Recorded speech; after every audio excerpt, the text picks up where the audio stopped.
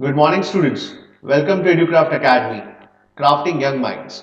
This is the continuation lecture for 8th standard ICSE students, and the subject is history, and the topic is chapter number 2, that is the expansion of the British rule in South, West, and Central India. This is me presented by Zahir sir. Okay, so today we will be studying about the first Anglo-Maratha war. Okay, जो मैं बखूबी आपको पढ़ा चुका हूं in the fourth coming sorry in the preceding lectures, right. तो आज हम पढ़ेंगे फर्स्ट एंग्लो मराठा वॉर क्या था वो समझा देता हूं। ठीक है, पिछली बार भी समझाया था लेकिन यहां पर बहुत सारे बच्चों ने मिस कर दिया था इसको। ठीक है, तो मैं वापस से थोड़ा बहुत, मैंने हालांकि यही स्लाइड पढ़ाया था। ठीक है, तो रिवाइज कर लेते हैं, जरा देखते हैं क्या है कि जो फर्स्ट एंग्लो मराठा वॉर है, ठीक है, right. Anglo means British, Marathas आपको पता ही है। तो एंग्लो मतलब ब्रिटिश और मराठास के बीच में कैसे वॉर होता है वो हम देखने वाले हैं यहां पर। ठीक है, तो आपको पता है कि पेशवाज हुआ करते थे। ठीक है, जो कहेंगे कि मराठा किंग के ब्राह्मण प्राइम मिनिस्टर्स थे। अब इन पेशवा में जो पेशवा थे नारायण राव, ठीक है, जो पेशवा थे नारायण राव, उनका छोटा सा बेटा था, इन्फेंट सन था, जिसका नाम था माधव राव टू। याद रखिएगा, माधव राव टू। और नारायण राव के ही अंकल कौन थे? अंकल, उनका नाम था रघुनाथ राव। ठीक है, अब होता क्या है कि नारायण राव जो पेशवा थे उनका मर्डर हो जाता है। ठीक है, राइट। तो यहां पर जो उनका बेटा है जो अभी बहुत ही छोटा है, इन्फेंट है, ठीक है, राइट, तो वो नेक्स्ट पेशवा बनने वाले हैं। लेकिन यहां पर उनके ही अंकल नारायण राव जिनका मर्डर हो चुका था, उनके ही अंकल जो है, ठीक है, राइट, वो जो है अपना क्लेम करते हैं पेशवाशिप पे, बोले कि नेक्स्ट पेशवा मैं बनना चाहता हूं। ठीक है, लेकिन माधव राव के बहुत सारे सपोर्टर्स थे, जैसे कि उसमें जो चीफ सपोर्टर थे वो थे नाना फडणवीस। कौन थे? नाना फडणवीस। और दूसरे बहुत सारे चीफ्स थे, मराठा चीफ्स। ओके, बहुत सारे दूसरे मराठा चीफ्स थे, राइट। ठीक है, तो अब होता क्या है कि क्लेमिंग शुरू होता है और नाना फडणवीस और रघुनाथ राव के बीच में संबंध जो है बिगड़ जाते हैं, वॉर सिचुएशन आ जाती है, एक तरीके से लड़ाई का सिचुएशन आ जाता है। तो रघुनाथ राव किसके पास जाते हैं हेल्प मांगने के लिए? तो वो जाते हैं ब्रिटिशर्स के पास। किसके पास? ब्रिटिश के पास। ब्रिटिश को तो मौका चाहिए ही था कि कहीं पर हम मराठास को कैसे अपने अंडर लाएंगे। ठीक है, तो वही होता है। देखते क्या लिखा है। लिखा है the murder of the raining Peshwa, that is Narayan Rao, in 1772. The ensuing the rival claims for the post of Peshwa were the main reasons for the first Anglo-Maratha war. तो मेन रीजन क्या था? बोले कि भाई नारायण राव का death हो गया, murder हो गया उनका, और पेशवाशिप पे अभी बहुत सारे क्लेमेंट्स थे। एक तो उनके खुद के अंकल ही थे और एक थे उनके सन जो बहुत छोटे थे, टेक्निकली वही बनने चाहिए, लेकिन अंकल अपना क्लेम करते हैं पेशवाशिप पे, और यही कारण बनता है फर्स्ट एंग्लो मराठा वॉर का, जो 1775 से 82 के आसपास होता है। His uncle Raghunath Rao staked his claim to the seat of Peshwa. However, Raghunath Rao's claim was challenged by all the Maratha chiefs who named Narayan Rao's infant son. Narayan Rao के जो इन्फेंट सन थे उनका नाम था माधव राव टू। ठीक है, जो इन्फेंट का मतलब होता है छोटा बच्चा, राइट, जो अभी जन्मा है, एक तरीके से कह सकते हैं, Madhav Rao two as the Peshwa. Madhav Rao two was born after the death of Narayan Rao. Nana Phadnavis who was the guardian of the infant Peshwa. तो नाना फडणवीस जो है वो कहीं ना कहीं ये इन्फेंट पेशवा जो छोटे हैं, इन्फेंट का मतलब बेबी, तो बेबी बॉय के जो गार्डियन है नाना फडणवीस, कौन है बेटा? ये गार्डियन। ठीक है, राइट, तो गार्डियन जो है, ठीक है, वो बोलते हैं कि नहीं, पेशवा तो माधव राव ही बनेगा। और इसके इसके लिए क्या हुआ कि Nana Phadnavis and team, right, और कहेंगे कि रघुनाथ राव, इनके बीच लड़ाई जैसा सिचुएशन आ गया और बखूबी लड़ाई भी होता ही है। तो रघुनाथ राव कहां जाते हैं? तो Raghunath Rao sought the help of the British to meet the challenge posed by the supporters of Madhav Rao two. ठीक है, याद रखिएगा। ओके, अब देखिए क्या होता है। At this time Warren Hastings was the governor general, ये भी याद रखिएगा। उस समय पे गवर्नर जनरल कौन थे? Warren Hastings. The British agreed to help Raghunath Rao, बोले हम हेल्प तो करेंगे, हम ब्रिटिश अग्री कर जाते हैं कि yes we will help you, that is whom, that is Raghunath Rao, लेकिन हमारी कुछ शर्तें हैं। शर्तें क्या है? बोला है कि अगर आप जीत जाते हैं, अगर आप पेशवा बनते हैं, तो हमें चाहिए कोस्टल एरियाज। क्या चाहिए? कोस्टल एरियाज, फोर्ट चाहिए। जो जगह के नाम है वो है सालसेट और बसेन।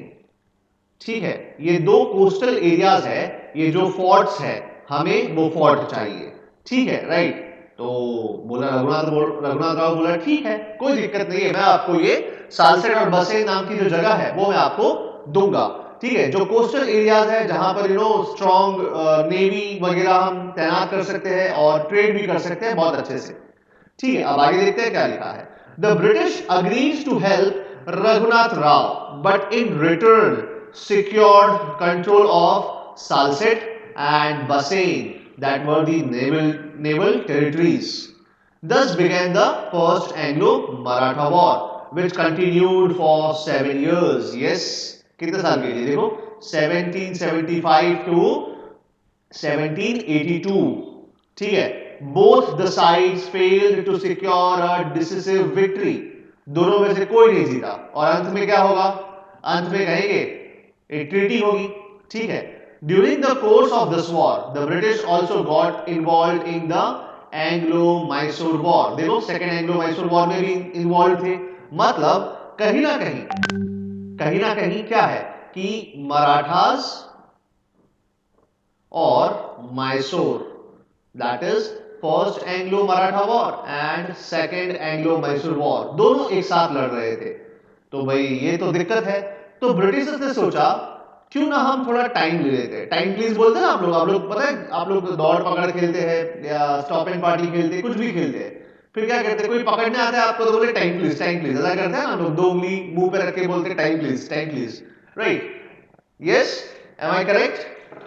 एम आई करेक्ट बेटा?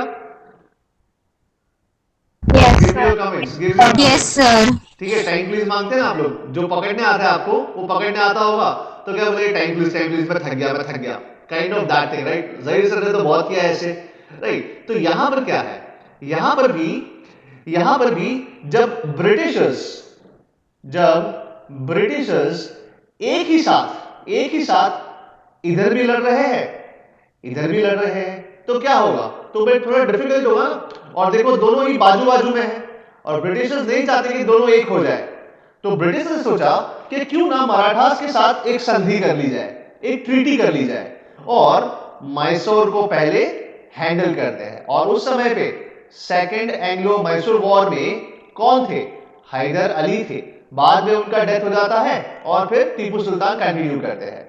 ठीक है, नहीं पता होगा आपको, थोड़ा बहुत याद करवा लेता हूं। ठीक है, सेकेंड एंग्लो मैसूर वॉर देखो 80-84 है ना? ठीक है, ऑलमोस्ट उसी समय पे, राइट? थोड़ा बहुत डेट आगे पीछे है लेकिन क्या है, ऑलमोस्ट उसी समय पे है। ठीक है, एंग्लो मैसूर वॉर वाला जो कंडीशन है, राइट? या फिर यहां पर देखो first Anglo Mysore war, right? तो ये भी कहां पर है, थोड़ा बहुत उस समय पे, मतलब एक साथ दोनों हैंडल नहीं करना था, इसीलिए मराठास के साथ एक ट्रीटी साइन हो जाती है।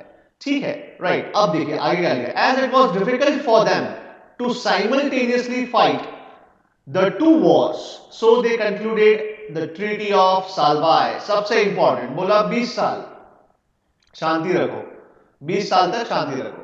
ठीक है, यही लिखा है ट्रीटी ऑफ सालबाई कब हुआ? तो कहेंगे 1782 में। बोले कोई जीत नहीं रहा, ना रघुनाथ राव जीत रहा है, ना माधव राव, या लेटर से ना ही नाना फडणवीस। ओके, नाना फडणवीस की जो टीम है वो भी नहीं जीत रही और यहाँ पे जो नारायण राव के अंकल है रघुनाथ राव, वो भी नहीं जीत रहे। तो एक काम करो, ट्रीटी कर लो। कौन सी ट्रीटी भाई? शांति वाली ट्रीटी। तो कहेंगे ट्रीटी ऑफ साल्वाय।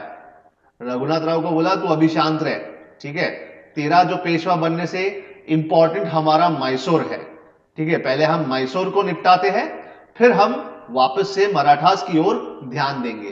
तो ट्रीटी ऑफ साल्वाय यहां पर साइन की जाती है, right. In 1782 with the Marathas, thus ending the first Anglo-Maratha war. The British utilized this period of 20 years. सोचो 20 साल के लिए टाइम प्लीज कर दिया, बोले अभी रुको भाई, ठीक है, हम जो ये टाइम पीरियड है इसको यूटिलाइज करेंगे। क्यों यूटिलाइज करेंगे? मैसूर, देखो क्या लिखा है, peace to subdue Mysore and consolidate their rule in Bengal.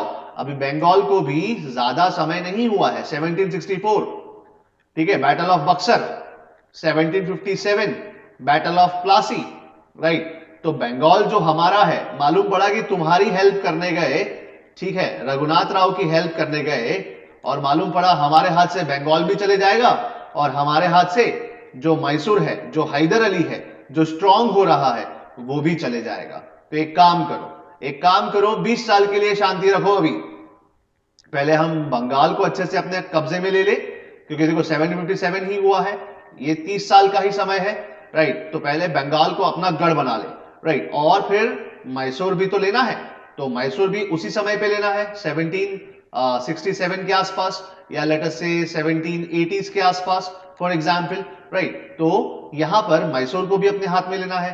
तो अभी शांति रखो। और क्या लिखा है? लिखा है the following are the main conditions of the treaty of Salbai. बोले अब ट्रीटी ऑफ साल्बाय की कंडीशंस क्या है, जरा वो देख लेते हैं। ट्रीटी ऑफ साल्बाय क्या है? एक पीस ट्रीटी है। एक क्या है बेटा? Peace treaty. Peace treaty between हुम? तो कहेंगे between the Britishers and between the Marathas. Okay, यहां पर रघुनाथ राव और यहां पे माधव राव टू, या फिर कहेंगे नाना फडणवीस एंड कैंप, ठीक है, राइट। चलिए अब आगे देखते हैं। इसके बाद नेक्स्ट टॉपिक क्या लिखा है? बोला है कि ट्रीटी ऑफ साल्बाय में क्या है, उसका जरा पॉइंट बताओ। तो क्या लिखा है? The British accepted Madhav Rao two as Peshwa, ठीक है, याद रखिए। बोला अभी छोटा बच्चा ही तो है, ठीक है, आगे जाके देखेंगे क्या होगा, राइट। तो यहां पर माधव राव टू, राइट, उसको पेशवा हम मानते हैं। We accept that Madhav Rao is the Peshwa. We don't accept that Raghunath Rao is the Peshwa. Okay, the uncle of Narayan Rao and the chacha of Madhav Rao two, ऐसा भी कह सकते हैं, ठीक है। तो रघुनाथ राव अभी साइडलाइन हो गए, उनको साइड से हटा दिया, बोले भाई तुम छोटे हो, अभी हम बड़े हैं, ठीक है ब्रिटिश, तो तुम शांति रखो, बाद में डिसाइड करेंगे कि क्या होना है, ठीक है, राइट। अब आगे देखते हैं। इसके बाद नेक्स्ट क्या लिखा है? लिखा है लेकिन हमें सालसेट और बसेन तो चाहिए। चलिए सालसेट और बसेन नहीं, सिर्फ सालसेट दे दीजिए, ठीक है। तो British were allowed to retain Salsette, ठीक है, ये हो गया, राइट। अब देखिए, ये था सेकेंड एंग्लो मैसूर वॉर का कारण। The Marathas gave a guarantee to the British that they would attack Hyder Ali of Mysore. अब क्या है? अंदर ही अंदर लड़ना है। मराठास ने ये प्रॉमिस किया, क्या प्रॉमिस किया? कि हम आपकी मदद करेंगे, हम हैदर अली पे अटैक करेंगे। क्योंकि ब्रिटिश को क्या चाहिए था? ब्रिटिशर्स को चाहिए था मैसूर, ठीक है। उनका अभी एम मराठास नहीं थे, उनका एम कौन था? हैदर अली था, टीपू सुल्तान था, मैसूर था, ठीक है। बंगाल उनके हाथ में आ चुका था, मैसूर बाकी था। अभी भी second Anglo Mysore war, third Anglo Mysore war, fourth Anglo Mysore war बाकी है, ठीक है। टीपू सुल्तान बाकी है, सेरिंगपट्टनम की ट्रीटी बाकी है, ट्रीटी ऑफ मैंगलोर बाकी है। तो अभी मैसूर पे ध्यान देने दो। तो हमें आपकी हेल्प चाहिए। तो ये दोनों ने टीम अप कर लिया। ये दोनों ने क्या किया? टीम अप किया। बोले मराठास जो है हेल्प करेंगे अटैक करने में हैदर अली को, या टीपू सुल्तान को, या फिर मैसूर को, ठीक है। अब देखिए बहुत important, the Marathas also promised not to allow French settlements on their territories. देखो यहां पर क्या है? यहां पर ब्रिटिशर्स की ज्यादा बात मानी गई। ब्रिटिशर्स के दुश्मन कौन थे? ब्रिटिशर्स के दुश्मन थे फ्रेंच और हैदर अली या मैसूर, ठीक है, ये उनके दुश्मन थे। तो पहले ये दुश्मन से लिपटा जाए ना, ठीक है। आपका रघुनाथ राव का और माधव राव का, ठीक है, रघुनाथ राव और माधव राव टू, या लेटस से नाना फडणवीस। अभी आप लोग लड़ते रहिए आपस में, ठीक है, हम तो ट्रीटी करवा के चले जाते हैं, राइट, ओके। आप लोग लड़के रहिए, क्योंकि मुझे क्या चाहिए, मुझे अभी चाहिए मैसूर। मुझे अभी क्या चाहिए, मैसूर चाहिए ना। बंगाल मेरे हाथ में है। मालूम पड़ा कि मैं आपके साइड लड़ने जाऊंगा, ठीक है, और 7 साल तो ऑलरेडी मैं वेस्ट कर चुका हूं, ठीक है। तो मुझे अभी यहां से कोई दिलचस्पी नहीं है, बिकॉज यहां पर मेरा कोई इंटरेस्ट नहीं है। इसीलिए मैं चाहता हूं कि मराठास जो है, एक भी फ्रेंच को, एक भी फ्रेंच को अपने यहां पर टिकने मत दो, ठीक है। इसको घेरो, ये मेरा सबसे बड़ा दुश्मन है अमेरिकन वॉर ऑफ इंडिपेंडेंस में, ठीक है, जो उस समय चल ही रहा था। और मैसूर का भी दोस्त है, तो अल्टीमेटली मराठास का तो दुश्मन ही हुआ, ठीक है। तो ये सब चीजें ट्रीटी ऑफ सालबाई में थी। समझ में आया बेटा, आया समझ में? First Anglo Mysore war, sorry Maratha war, give me thumbs up. आया समझ में? ठीक है, तो 20 साल की शांति हो जाती है, 20 इयर्स का शांति, ठीक है। चलिए चलिए अब आगे देखते हैं। इसके बाद again a revision part, okay, ध्यान रखिएगा यहां पर रिवीजन पार्ट क्या है, ओके। चलिए सो यहां पर देखते हैं क्या होता है, okay. The first Anglo Maratha war, right, the first phase of Anglo-Maratha struggle was brought about by the inordinate ambition of the English and accentuated by internal dissensions of the Marathas। क्या है, बोला है कि फर्स्ट एंग्लो मराठा वॉर क्यों होता है, inordinate ambition, English का जो एम्बिशन है, इंग्लिश का जो एम्बिशन है कि पूरे भारत में कब्जा करना, एक वो एम्बिशन। सेकंड,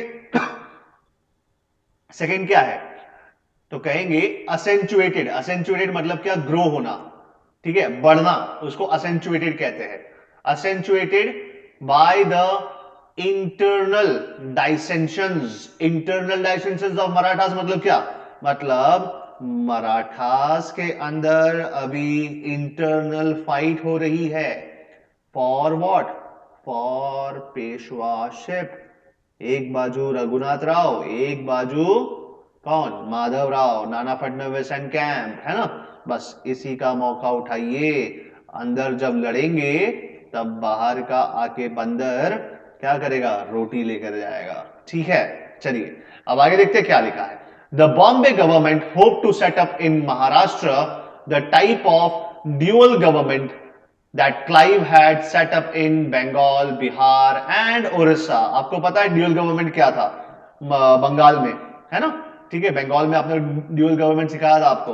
तो यहां पर भी क्या है, यहां पर भी यही चीज कहीं ना कहीं ब्रिटिश सरकार, ब्रिटिश की जो बॉम्बे गवर्नमेंट है, वो सोच रही थी कि इनको आपस में लड़ा के हम लोग क्या करेंगे, ड्यूअल गवर्नमेंट की स्थापना कर देंगे, ठीक है। The mutual differences of the Maratha leaders gave the company a much sought opportunity। अब देखिए म्यूचुअल डिफरेंसेस, हमारे अंदरूनी अंदरूनी जो डिफरेंसेस है पेशवाशिप को लेकर, बस उसी का फायदा, उसी का फायदा अपॉर्चुनिटी पहुंचाया। किसको अपॉर्चुनिटी पहुंचाया भाई, ब्रिटिशर्स को अपॉर्चुनिटी पहुंचाता है। The fourth Peshwa Madhav Rao died in 1772. The fifth Peshwa, Narayan Rao, succumbed to the intrigues of his uncle Raghunath Rao। देखो तो नारायण राव का क्या हुआ, मर्डर करवाया गया। इंट्रीग मतलब क्या होता है, चाल से, षड्यंत्र से। किसके षड्यंत्र से, उन्हीं के अंकल के षड्यंत्र से। कौन है उनके अंकल, रघुनाथ राव, ठीक है। तो रघुनाथ रघुनाथ राव के ही कहेंगे कि इंट्रीग्स से, चालों से कहेंगे नारायण राव का मर्डर हुआ, ये यहां पर लिखा है, ठीक है, राइट। एंड वो कौन थे? रघुनाथ राव, कहेंगे क्लेमेंट थे। क्लेमेंट का मतलब क्लेम कर रहे थे, किस पे क्लेम कर रहे थे? गद्दी पे। गद्दी कौन सी भाई? पेशवा की गद्दी, ठीक है, याद रखिएगा। अब देखिए क्या लिखा है, लिखा है the fourth Peshwa Madhav Rao died. अभी माधव राव वो नहीं है, ठीक है, जो बच्चा है वो माधव राव कौन है? नारायण राव के पापा। दैट इज वाई यहां पर जो बेबी है, जो बेबी है उसका नाम है माधव राव टू है। ये कौन है? ये इन्फेंट है, बेबी बॉय है, बेबी पेशवा है, ठीक है। इसका गार्जियन कौन है? तो कहेंगे नाना फडणवीस है, ठीक है। तो ये किसके बेटे हैं? ये किसके बेटे हैं भाई? तो ये बेटे हैं नारायण राव के। याद रखिएगा, मैंने बोला ना कंफ्यूजिंग कंफ्यूजिंग है थोड़ा, तो नारायण राव के बेटे हैं।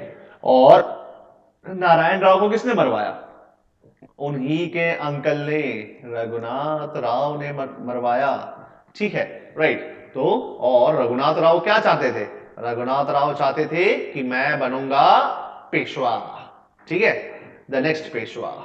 चलिए, समझ में आ रही है कहानी? गिव मी थम्स अप, मैं रिवीजन करवा रहा हूं वापस से। यस, यस, कंफ्यूजन थोड़ा होगा। राव है, राव राव राव राव, वेरी नो, एक ही नारायण राव, रघुनाथ राव, माधव राव, नाना फडणवीस, तो ये सब कंफ्यूजन होगा, ठीक है। तो जरा ध्यान दीजिएगा, कॉन्सेंट्रेट कीजिएगा, ओके। चलिए अब आगे देखते हैं क्या लिखा है। लिखा है the birth of a posthumous son. Posthumous का मतलब मरने के बाद, पोस्ट ह्यूमस का मतलब है मरने के बाद। तो posthumous son to Narayan Rao drove Raghunath Rao to a point of desperation and he signed with the Bombay government the Treaty of Surat in 1775। ठीक है, तो क्या है कि रघुनाथ राव को डेस्परेशन हो गया कि भाई नारायण राव के मरने के बाद जो माधव राव का जन्म हुआ, ठीक है, माधव राव टू का जन्म हुआ, तो ये तो क्या है, एक नया पेशवा आ गया। मैंने एक को मरवाया, दूसरा पेशवा आ गया मरने के बाद, ठीक है। तो कहीं ना कहीं रघुनाथ राव डेस्परेट हो गए थे, बोले कि मुझे कैसे भी करके गद्दी चाहिए, पेशवाशिप चाहिए। इसीलिए इन्होंने क्या साइन की, हालांकि अपने अपने बुक में नहीं लिखा है, लेकिन एक सूरत की संधि साइन की, ट्रीटी ऑफ सूरत। कब की? 1775 में, ठीक है, राइट। और क्या लिखा है? लिखा है he signed with the Bombay government the Treaty of Surat in 1775 hoping that to gain the coveted Gaddi with the help of the English subsidiary troops. However, the British attempt proved premature. In the war that followed, fortune wavered on both sides till the two parties realized the futility of the struggle by concluding the peace at Salbai। मतलब क्या है? British का जो attempt था वो premature था। Premature का मतलब अभी इतना अच्छा नहीं था। दोनों को, ब्रिटिशर्स को और मराठास को, अपनी ताकत का अंदाजा था। फ्यूटिलिटी, फ्यूटिलिटी का मतलब होता है कि कोई रिजल्ट नहीं आ रहा था, फ्यूटाइल हो रहा था। जितने भी हमने वॉर किए, जितना भी हम वॉर कर रहे हैं, तो सब व्यर्थ जा रहा था, फ्रूटलेस। फ्यूटिलिटी का मतलब है फ्रूटलेस, कोई एक्शन का कोई रिजल्ट नहीं आ रहा। हम लोग लड़ते जा रहे हैं, लड़ते जा रहे हैं, लड़ते जा रहे हैं, दोनों ही जो पावर्स है वो इक्वल है, तो कोई रिजल्ट नहीं आ रहा, इसीलिए यूजलेस है, लड़ना यूजलेस है। तो चलिए फिर 7 साल बाद 1782 में ट्रीटी ऑफ सालबाई होती है, पीस ट्रीटी होती है। on the basis of mutual restitution to each other's territory, बोला टेरिटरी दे दो। It proved a drawn struggle.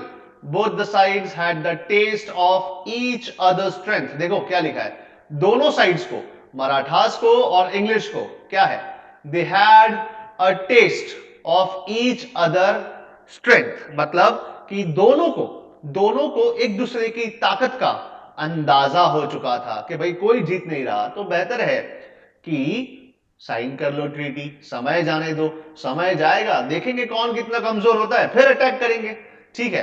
तो ट्रीटी साइन होती है, ट्रीटी ऑफ सालबाय। और क्या लिखा है? लिखा है which ensured mutual respect and peace for the next 20 years, और 20 साल के लिए शांति, ठीक है। तो यहां पर रिवीजन भी हो गया आपका फर्स्ट एंग्लो मराठा वॉर का। कोई डाउट है बेटा यहां पे? कोई डाउट है? फर्स्ट एंग्लो मराठा वॉर 2 बार सिखाया। Guys I need your comments, I can't hear you. No no, okay okay, ठीक है ठीक है बेटा। चलिए अब आगे देखते हैं इसके बाद सेकेंड एंग्लो मराठा वॉर। ठीक है, अब 20 साल मतलब कहेंगे कि 1782 में जब साइन होगी तो 20 साल बाद क्या होगा? पक्का है कि 1802 आ जाएगा? 20 साल बाद तो यही होगा ना, वॉर तो होगा ही, लेकिन 20 साल के लिए शांति। ठीक है, आप लोग अपना देखो, मैं अपना देखता हूं। ओके, अब देखिए क्या लिखा है। लिखा है सेकेंड एंग्लो मराठा वॉर, जो हम अभी नया टॉपिक शुरू करने वाले हैं। The second Anglo Maratha war, just like the first Anglo-Maratha War, the second Anglo-Maratha War 1803 to 1805 also erupted due to internal fights of the Marathas। क्या बोला है आपकी बुक में? लिखा है कि पहला मराठा वॉर जैसा हुआ था, एंग्लो मराठा वॉर जैसे हुआ था, ठीक है, वैसे ही सेकेंड एंग्लो मराठा वॉर है। सेकेंड एंग्लो मराठा वॉर है। और क्या है कि पहले में क्या था? Internal dissensions. इंटरनल डाइसेंशंस, आपसी रंजिश, समझ रहे हो? आपसी रंजिश समझते हो ना? यहां पर नारायण राव के बेटे, ठीक है, नारायण राव के बेटे माधव राव टू, ठीक है, और नारायण राव के अंकल रघुनाथ राव, ठीक है, क्या अंदर ही अंदर रंजिश है, आपसी रंजिश है। तो सेकेंड एंग्लो मराठा वॉर में भी क्या होगा? आपसी रंजिश ही होगी, इंटरनल फाइट्स होगी, ठीक है, राइट। और फिर से क्या होगा? दो बिल्लियों की लड़ाई में क्या, कौन जीत जाएगा? कौन जीतेगा? ठीक है, मतलब कौन रोटी लेकर जाएगा? बंदर। कौन है ये बंदर? ब्रिटिश बंदर है ना भाई। ठीक है, समझ में आ रहा है? आ रहा है समझ में? Give me thumbs up. बहुत बढ़िया, बहुत बढ़िया, ठीक है। चलिए अब आगे देखते हैं इसके बाद। नेक्स्ट है, क्या लिखा है? लिखा है this fights followed the deaths of Peshwa Madhavrao two. अब देखो 20 साल में माधवराव की डेथ हो जाती है, right, and Nana Phadnavis. Madhavrao two was succeeded by Bajirao two, ठीक है, Bajirao two, who proved to be a weak and indecisive Peshwa, right. तो आप समझिए बेटा, पूरा अगर चार्ट समझना है, ठीक है, पूरा चार्ट, तो देखिए नारायण राव, ठीक है, उनके अंकल है, उनके अंकल है, कौन है? रघुनाथ राव, ठीक है। नारायण राव के मरने के बाद रघुनाथ राव ने क्या करवाया? इनको मरवा दिया। तो इनके मरने के बाद इनका ही बेटा, छोटा बेटा माधव, बहुत मतलब बेबी, बेबी बॉय, छोटा बेटा का मतलब baby boy, Madhav Rao two बनते हैं पेशवा। इनके गार्डियन कौन है? इनके गार्डियन है, प्रोटेक्टर है, नाना फडणवीस, ठीक है, नाना फडणवीस।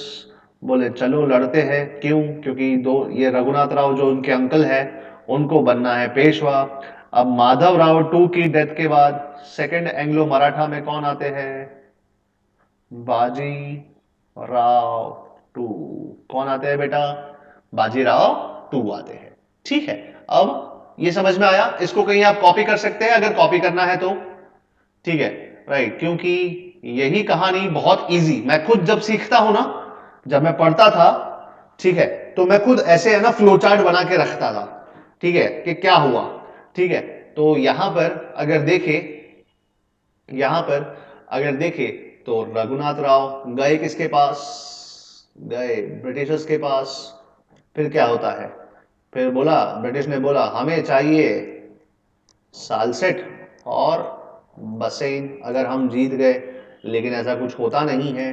रघुनाथ राव को पेंशन देके बिठा दिया, बोले ट्रीटी ऑफ सालबाई साइन करो भाई, 20 साल के लिए आराम, ट्रीटी ऑफ सालबाई, 20 साल के लिए आराम, ठीक है, राइट। तो ये सब चीजें आप अच्छे से समझ लीजिएगा, क्या हो रहा है क्या नहीं हो रहा।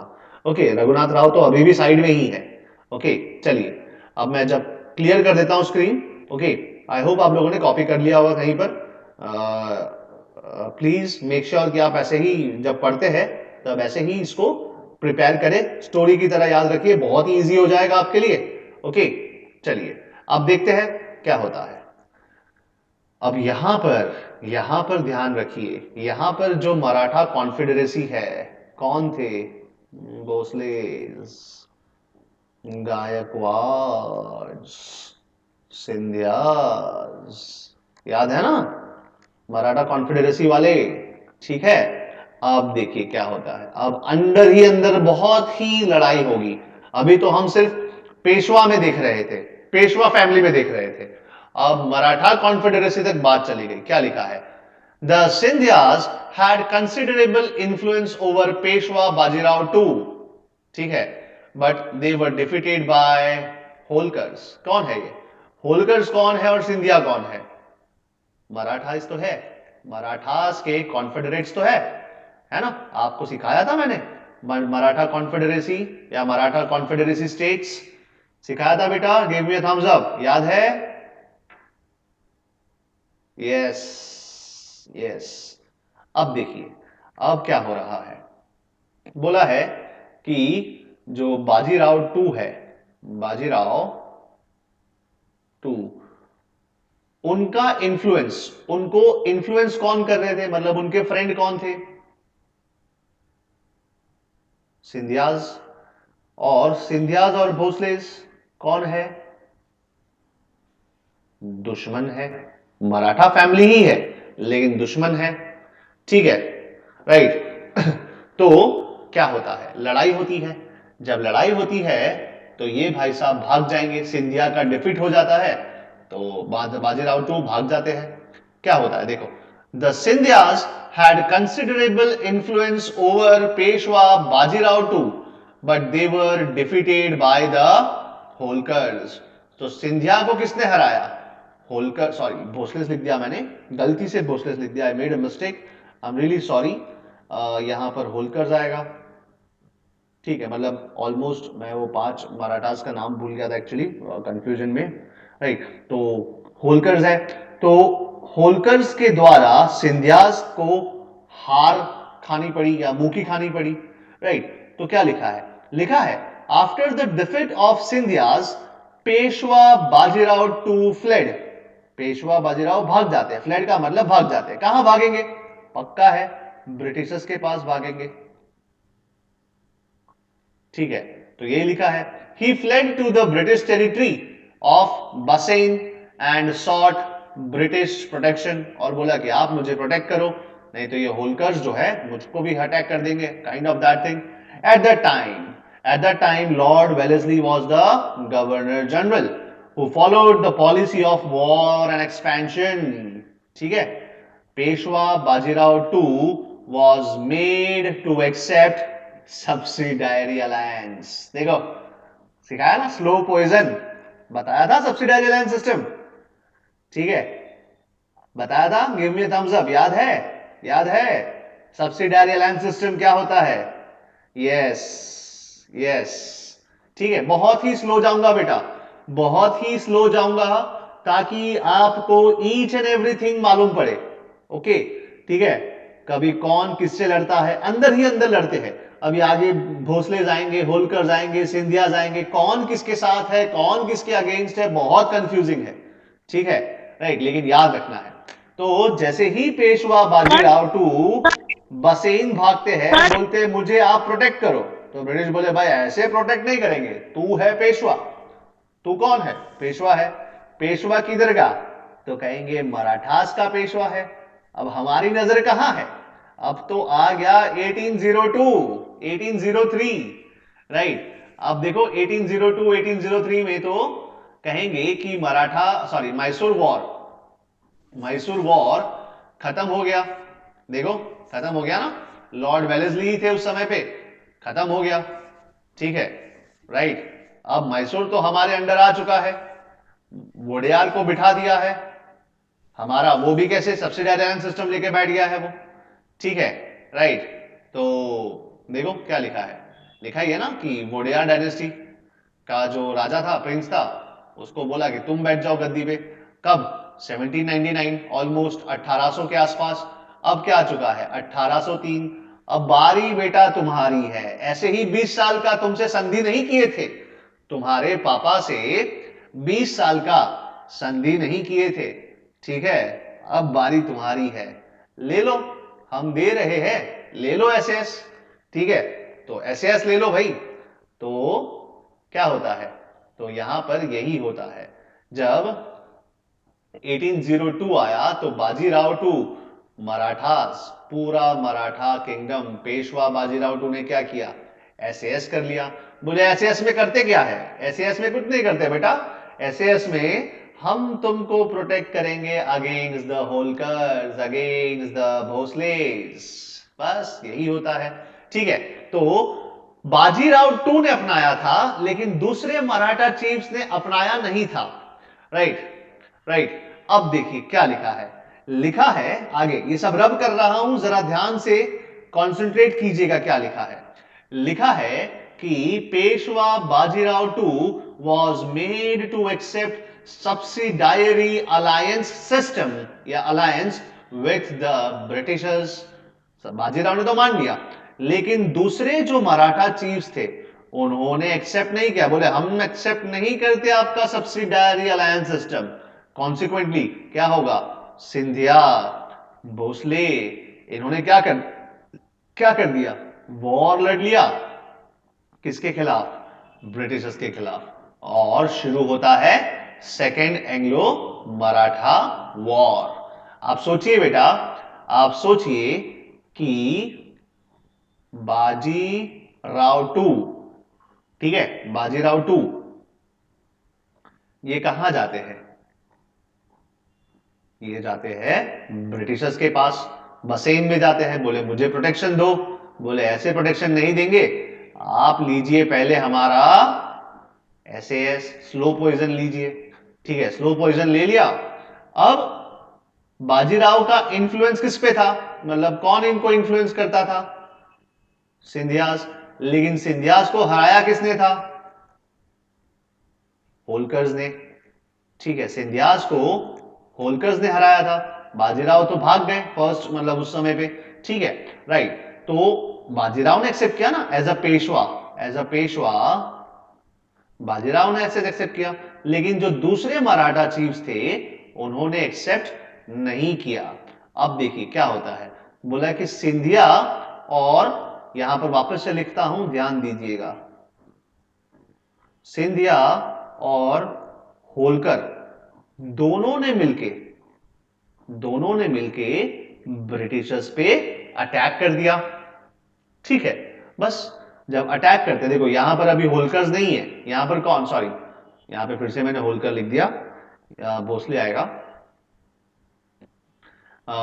भोसलेस, ठीक है? तो ये दोनों ने अटैक कर दिया ब्रिटिश पे। अब यहां पर होलकर्स नहीं है, यहां पर कौन है? सिंधिया है और भोसलेस है, ठीक है? अब वो ब्रिटिशर्स के खिलाफ हो गए, लेकिन सिंधिया जिस पे इंफ्लुएंस करते थे वो खुद ब्रिटिश के साथ है, राइट? तो ये चीज होती है।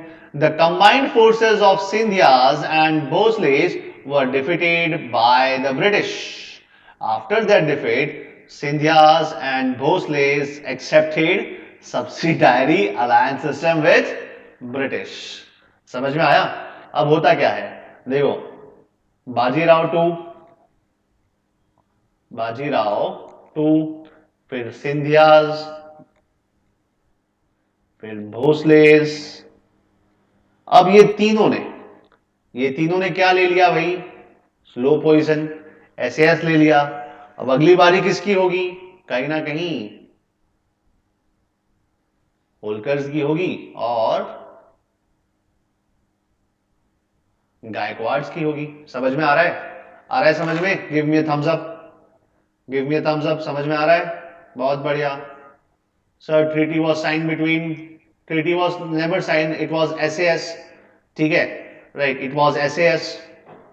एसएस तो क्या है? स्लो पॉइजन है, आप अपनाओ मैं आपको प्रोटेक्ट करूंगा, राइट? ठीक है, बस यही होता है।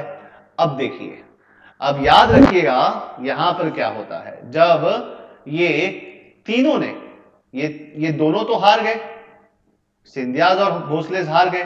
बाजीराव तो पहले ही एसएस अपना लिया था एज अ पेशवा,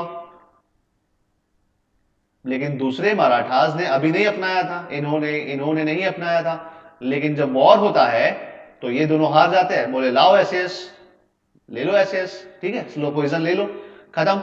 अब किसकी बारी है? Another Maratha state of Holkars also declared war on the British. ठीक है, अब जाहिर सी बात है, जब होलकर्स भी अटैक करेंगे ब्रिटिशर्स को तो जीतेंगे होलकर्स, सॉरी जीतेंगे ब्रिटिशर्स, ऐसा हम मान के चलते हैं।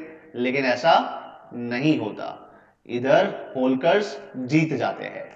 ठीक है, तो देखो क्या लिखा है, but the Holkars did not meet the same fate as the Scindias and Bhonsles because Lord Wellesley's policy of war and expansion did not find favor with the government in England. He was recalled to England in the midst of the war with the Holkers. ठीक है, right. तो क्या होता है, देखो होलकर्स का जीतने का कारण क्या था? जीतने का कारण था कि लॉर्ड वेलेस्ली को बीच वॉर में ही वापस बुला लिया जाता है। बोले आइए वापस भाई साहब, आप तो वहां पर उधम मचा दिए हैं, सबको एसएस देते जा रहे हैं, बांटते जा रहे हैं, ऐसा थोड़ी करना है, चलो वापस इंग्लैंड आओ। और तुम्हारी जगह हम किसको भेजते हैं? हम भेजते हैं बार्लो को, जॉर्ज बार्लो को भेजते हैं और इनको नया गवर्नर जनरल बनाते हैं। जैसे ही जॉर्ज बार्लो आते हैं वो बोलते हैं रुको, मैं तो नया नया आया हूं, साइन करो पीस ट्रीटी। क्या साइन करो बेटा?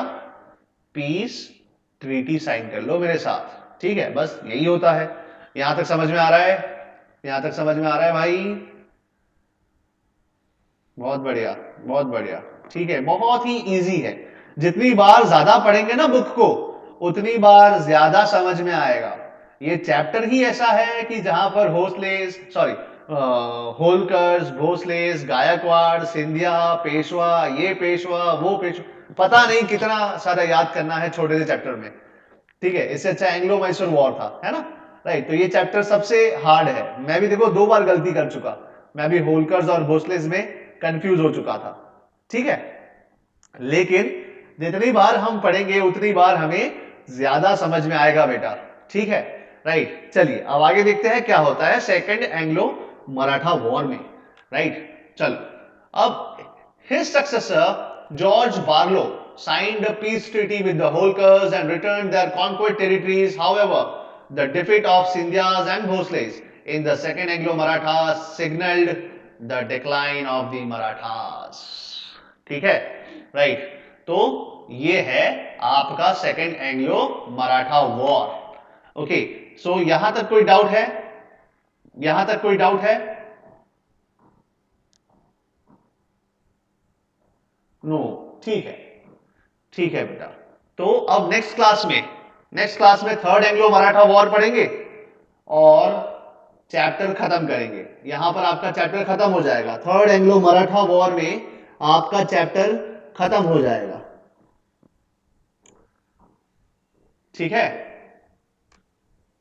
Okay sir.